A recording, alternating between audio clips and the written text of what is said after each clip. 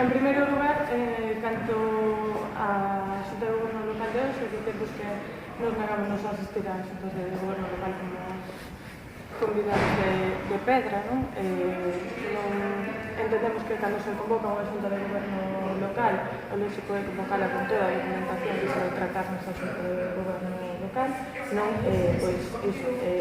facer a chapuzada que aconteceu hoxe, non? Que nos chaman as dúas dicéndonos que non está o orzamento nin sequera en actas, logo as tres dicendo que unha persoa non vai quedar en actas hasta as 13:30 para ver se chega o orzamento ou non, logo chamamos as 4 dicendo que nos deixan un pen na porta do Concello. Nos entendemos que as cousas hai que convocalas ben, estamos falando dun documento que non é un documento calquera, que é o orzamento do Concello da Coruña, que hai que estudar pormenorizadamente, que non son poucas páxinas, que non ten pouco contido precisamente, e que nos entendemos que hai que facelo de outra maneira, non? Por non falar xa do que foi a tramitación e a nosa situación nesa tramitación, non? Nos entendemos que fomos excluídos desta negociación e non entendemos o porqué, non? Porque nos sí que fomos desde un comezo, non? Desde xuño de 2015 nos puxemos o dispor da cidade, poñendo por diante a cidade de toda a negociación, non? E de todo o proceso, facendo propostas, achegando propostas ao goberno, non entendemos que se nos exclúa, por tanto, deste proceso, non? Nos estivemos elaborando un documento con propostas concretas derivadas non só da nosa propia opción política e do noso programa, do que nos entendemos que ten que ser a cidade de acción política municipal, senón tamén do que fomos falando coas entidades sociais da cidade, non? Entidades de todo tipo.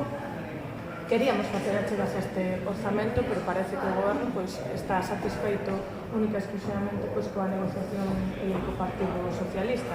Nos entendemos que desde logo nos podíamos ter feito achegas que enriquecesen ese proxecto, non? E incluso quitar algunhas cuestións ou modificar algunhas cuestións que podemos ver no orzamento, no pouco que vimos, que foi basicamente do que nos fostes fornecendo os medios de comunicación, tamén hai que dicirlo, non? Porque pouco tempo tivemos para ver o que era a documentación.